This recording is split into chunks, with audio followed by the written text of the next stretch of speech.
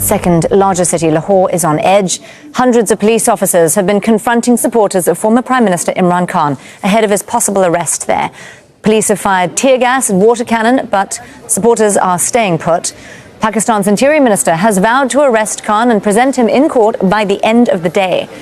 Khan, for his part, has called on people to come out of their homes and fight for their freedoms. Police has arrived at my residence to arrest me, and they think if I will be arrested and imprisoned, then the nation will sleep. But you all should prove them wrong. You have to prove you're a living nation and the followers of Prophet Muhammad.